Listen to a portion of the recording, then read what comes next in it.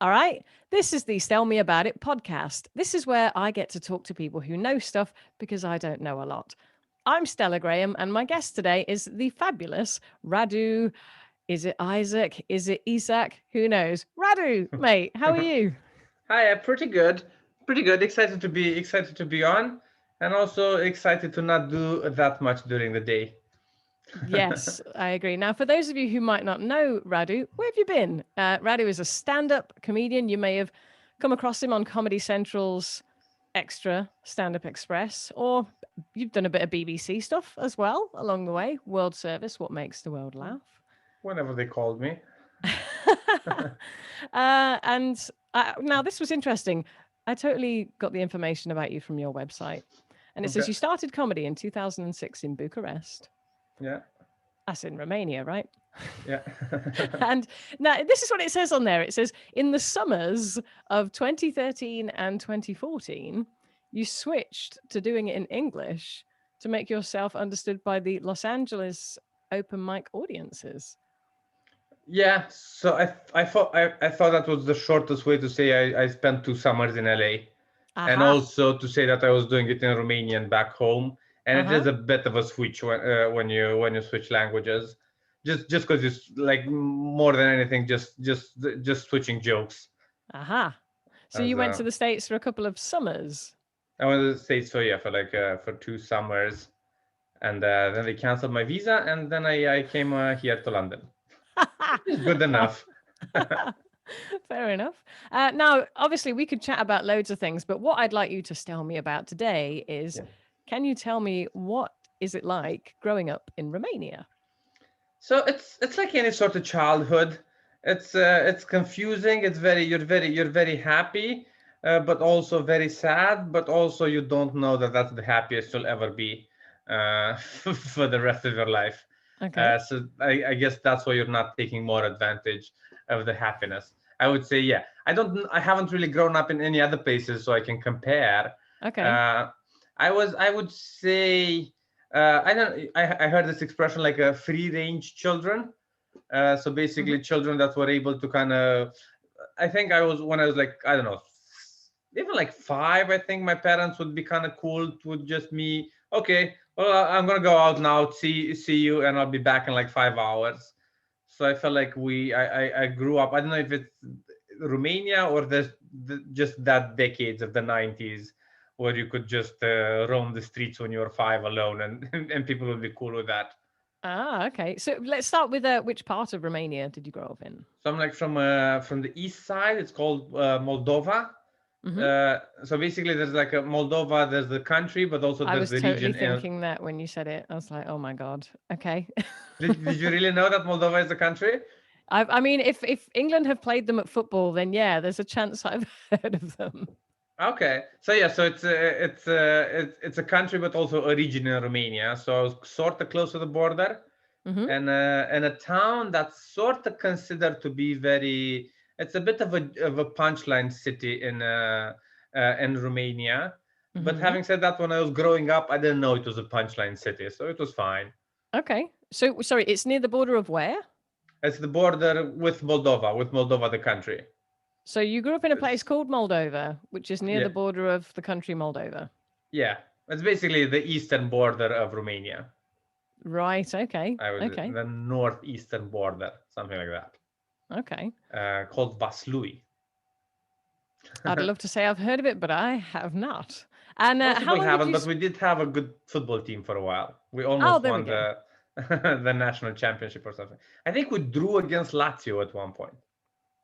That's pretty good. I mean, I'm I'm from trying to impress you. Coventry, and our only football highlight is that we won the FA Cup in 1987 against Tottenham Hotspur. So That's you pretty cling to good. that Lazio match as best you can. And how long were you there? Because it says you were doing stand up in Bucharest. So I left. So my college doesn't have my town didn't have a college. So the way it works, uh, when you finish high school, you're just supposed to leave the town. Uh, Oh right, yeah, that's it. You've everybody. got your diploma. Off you go. Yeah. Basically, finish high school, find another town, and you'd go to like Bucharest or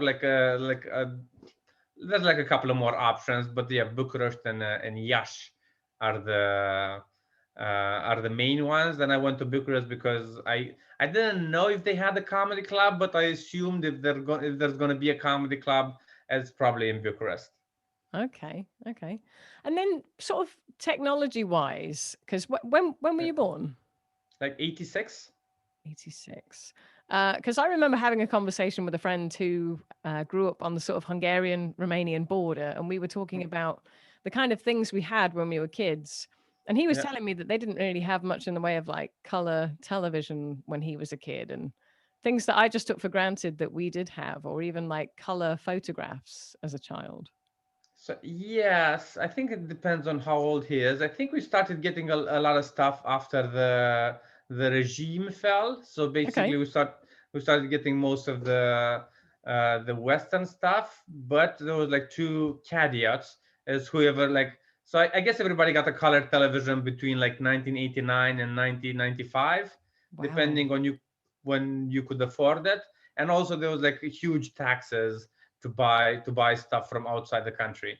So that's one of the things governments do, is they put big taxes on, so people drool at at, uh, at I don't know what they need to drool, so they so they stay and become good workers so they can afford the color TV. I don't know. That's just my theory.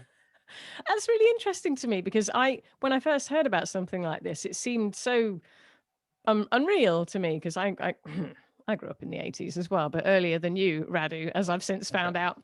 I'm not gonna And ask. and with the thing with that, like I remember watching that football match in 87 in color and Yeah. growing up with color television. So that seems you say when the regime changed. Can you tell me a little bit about that? Because So you know I the need knowledge. Ceausescu, we had like a dictator. So the Berlin Wall. Ah, yes, the Berlin Wall. I remember David Hasselhoff was there. So when the Berlin Wall fell, all the other like most of, I think just except like Yugoslavia, all the other countries had like a revolution. I think Mm-hmm. ours was like one of the most bloody ones. Like Oh, we actually, I don't know, maybe like 1,000 people got killed or something like that. ooh, We still don't know what happened there. It's still like a big debate. So I'm not gonna say what happened because Romanian people don't. yeah, Uh, fair but yeah, enough. after that big regime changed, basically we sort of got capitalism, but not really. We still had like the same people in power.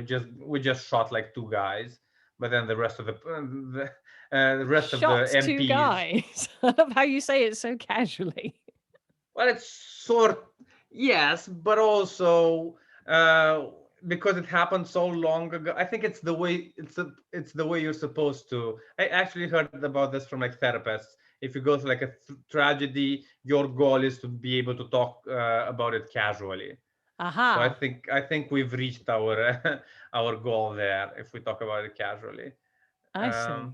And I guess you were so young at the time. yeah, I was like 4. Yeah, I was like, yeah, 4, 3. I was 3 and something.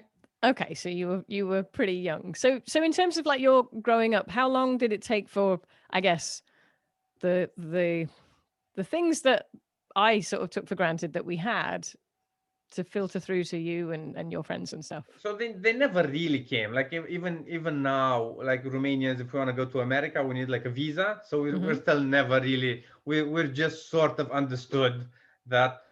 So we get like little things trickling in, but Mm-hmm. it's never really like equal. We sort of accept that no, we're a shittier country, so we need to have shittier conditions. We sort of accept the fact that when we go west, everything is more expensive, and when Mm-hmm. people come east, they think, "Oh my God, this is so cheap here." It's a thing we all know as a country and accept. Okay. So we never really. So even if so, you could buy stuff. You could buy like a color TV before 1989, I'm sure, Mm-hmm. but you'd have to have the resources and the connections to buy it. So it's still right now. It's still even if we can buy stuff, it doesn't mean we have the resources to buy it. Okay. And then what about things like photographs from when you were a kid? Are there many? Oh yeah, yeah. So it is. They were black and white. I'm gonna say. I think we started getting color photos like 91 or something like that. Oh my God. It's so like unusual to for me to hear that because I mean, my mum has black and white photos, You but you like don't have any black and white photos of yourself? I was born in 1980 and they were all in color. Not many, but that's more a reflection on my mother. But the pictures of us kids around the same sort of age, you know, they're they're they're all in color. That's why I was so surprised because I guess we just kind of grow up taking this sort of stuff for granted, really. I guess so, but also it's not like it's not very life changing if the Right. TV is in color or not. It's Uh, true. It's true. I mean, I think, you know, especially when Instagram filters, everybody started doing black and white to look. You were just ahead of your time, I think. yeah, yeah, exactly. So Uh, when it comes to growing up, was it just you and your folks, or you and siblings, or? so me and a sister, and then so basically what happened in Romania, we kind of had like a forced industrialization, not Hmm. necessarily forced, but sort of. So everybody was kind of living in villages up until like the 1950s, Okay. and then they sort of within 30 years um, they built cities. Mm-hmm. It basically they built towns with big blocks of flats, what you'd Uh-huh. call like a communist architecture. And Oh no. so everybody's parents is born in the countryside, but had to live in like a block of flats. So it was a big, Wow. but you'd call it like then you'd when you'd leave the countryside, you'd feel like now we're making progress, but actually it was. So I had, for example, I had a family in my block of flats that Hmm. was growing chickens on the last floor of the block of flats, In the just because flats. I think so. I think yeah. Maybe not necessarily in the flat, but some sort of on the last floor, maybe what you'd call like a terrace. I don't know exactly Oh, how. on the top of the On the flats. top, yeah, yeah, on the top Right. of the So the flats. penthouse, if you Yeah, will. sort of the penthouse was basically a hen house for us. That was that was So that the must be a big change if you're used to growing up in the countryside, and then I'm assuming this is because the regime said, "Hey, all you countryside people, guess what? Now you have to live in a block of flats." Is that yeah, sort of. Now you have to. We needed like an industry, and we needed to manufacture stuff so we can sell stuff. Basically, we needed to align ourselves to the world economic model. I don't know. that's mad, That especially now seemed because when you see overreaching. what yeah what's happening in places like London, where during lockdown everybody got fed up of living in blocks, and now more and more people are moving out to the countryside. Yeah, it is. It is very weird. So I feel like for my parents, they had to do the most adapting. I for uh, I more or less grew up in a town, and I live in a city now. I grew up in like a city, and I live in a city, so it's not really that different. Things look nicer, but they work just as badly. Uh, so it's I guess it's I wouldn't call my journey the biggest thing uh, the biggest journey in of a Romanian person's life. And what about your folks then? Do they ever talk about the good old days in the countryside, or? So my folks now live in a house. That's so I think they lived for like 10 years in the block of flats until they made it their life objective to build a house Wow. and have a yard. So they live in a house, but they don't have chickens. They don't have animals. They do enjoy planting stuff and growing. They have like a big garden, Mm-hmm. but no animals. And then other parents, they move to the house and they have both animals and garden. So yeah, Mm-hmm. they're sort of reliving their childhood. Only they're old and they can't really run. So did your folks have animals before then? Before the Oh yeah, flat? yeah. So even as a kid, most of Romanians went to like their when you'd go to your grandparents' place. Their grandparents' place is in the countryside, Okay. where there's no plumbing and no roads, Oh my and God. but there are like cows and chickens. So you'd up until I was like maybe like 10, I used to go there like every summer for like a couple of weeks. Right. So basically, if you want to go to the bathroom in the middle of the night, you literally have to put on your shoes and go outside. Oh man. I mean, again, it's the sort of thing. So I grew up in Coventry. It's a city, so it's very different to to how I grew up. So what animals did your folks have? So it was like the big the chickens and ducks were like the big things. And I Okay. think my mom's parents, I think they had the job in the city and then they retired in the countryside. So Mm-hmm. they weren't really like fully countryside people. So they didn't Okay. have a cow. That was the big thing. And then the Okay. other grandparents, they had cows.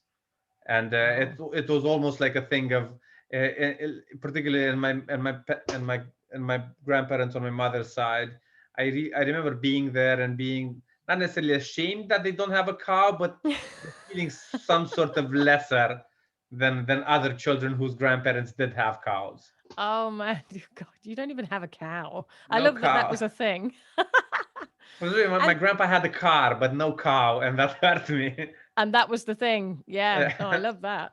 And in the flats, were they I had heard this from same friend, my Hungarian mate, who said that the flats were bugged. They had microphones.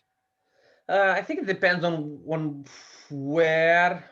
I Hmm. heard something. Yeah, I heard stories from my dad as well. I think it depends. It really depends on the side of the um, part of like the city and how important strategically the city is, Hmm. and how sort of and how big of the grasp the regime had on the city. And Hmm. also, I think it depends on how important the person owning the apartment was. They wouldn't just Mm. bug anybody's house because there wouldn't be enough people to listen I was going to to all say the they're like listening recordings. in, going, "I think one of them's got chickens on the roof." That was actually like a big thing because you I think you were allowed to have like chickens, but you weren't allowed to like if you had like a cow, you weren't allowed to kill it. You'd have to sell it to like the state. And Oh some right. people would kill the cow, but just sneakily. My dad told me some sort of story where they killed the cow in an attic, Oh and my then god. blood started pouring, and my Oh grandma my god. got really scared. Oh my god. Uh, but I mean not the because somebody logistics. had died, just because the regime is gonna come knocking on the door. Oh my god. What? So when you refer to the regime, what specifically do you mean? So it's basically the Communist Party, which it's basically, I would say, yeah, in my opinion, I think, and yeah, and from the opinions I've heard, the opinion I took away from it is that it's basically like the secret service of the country, who's still sort of running the country now. But it's sort of, Wow. yeah, it's sort of like the secret service that they didn't have anybody checking up on them. So it's Right. sort of it's the dictator, but not just the dictator. The dictator was he was malleable to a point. That's mad. And then as far as like so the thing with the chickens and the cows and stuff, food was restricted or not? I think it was so basically it got like really shitty and like in like the late 80s, and like so Mhm. all the 80s it started getting really shitty. And I think in like the 70s and the 60s it sort of depends on who you ask. But it's Right. basically like the story goes, the way I know it is our dictator went to like China and he saw like a big parade there, and he said, fuck it, I want the parades at home as well. And that's when he went a bit mad and he started sort of tightening the belt of the country.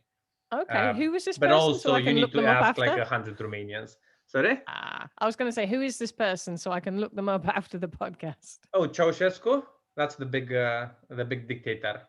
We Okay. had, That I think we had like two or three of them. I right. guess I think two of them. Yeah, there was another one from Birlad, which is like the town, uh, which used to be like the biggest town in my county. But then because the new dictator had like an ego as well, he sort of made my town the biggest town in the county. That's like a little Oh, story. okay. And then because my mate was telling me that sometimes they had to queue up, like stand and wait in line Yeah. for a bag of sugar or so like essentially you guys were doing lockdown years before all of us. Sort of, yeah. We did so right now in Romania. It's very impossible to get people to queue to something because Oh, maybe really? maybe yeah, because they have the memory of the bad old times. Okay. Yeah, they used to have like rations and stuff, but that's only like in the late 80s. The See, rations got like smaller and smaller, and again, when you talk about rations in the 80s, I'm like, I feel like rations here, my mum would have talked about, what's that, like the 40s, the 50s or something. So it's so different to anything I grew up with, at least. it is different. Like I know the stories from my parents, and then Hmm. that's why I sort of tell them seriously. And I guess I lived for like 3 years of it, but Yeah. don't really remember it. And then there was poverty in the 90s as well. So in the 90s, basically that's a big change. In the 80s, everybody had money, but there was nothing to buy. And then Okay. in the 90s, there was shit to buy, but nobody could afford it. Ah, it just never seems to land quite right, does it? It's yeah, it never does. That's yeah, the And big then your life compromise. there, Yeah. to how different do you find the UK to areas that you, I mean, I know the time scale is different, but even now, like I don't know when you last went home, but how different do you find the two, UK and Romania? So they say Romania is like divided in between the haves and the haves not, and I Hmm. think it's the same here. Yeah. The difference is that here I'm a have not, and in Romania I'm one of the haves. So Right. I don't Okay. really. It's sort of it's yeah. uh, so you can still if you're like in a nice car, you don't really feel the potholes. It does feel you do feel way more optimistic about what's happening. Okay. And when you go to visit, where do you visit your folks, your sister, So or? I stay in Bucharest for a bit, and then I go to my parents' house, which is like in Vaslui. Hmm. So yeah, those are the kind of two places. And then if somebody wants me to gig somewhere and they're paying me a lot of money, I tend to accept. Fair enough. And is there a part of you that's like, one day, if comedy works out really well, I might treat my folks to a cow? Is that something on the? Now, so now my parents don't want a cow. They're over it. There was a time in their life when they wanted a cow, but Yeah, it didn't happen then. So the I the guess cow years have gone. yeah, they moved on. I guess they moved on. I'm gonna say. Fair enough. Fair enough.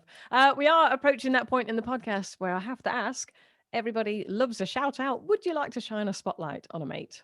Okay, so I'm gonna shine a spotlight on like Steve Hili. Hmm. I don't know if you know him. He I does do like know a him.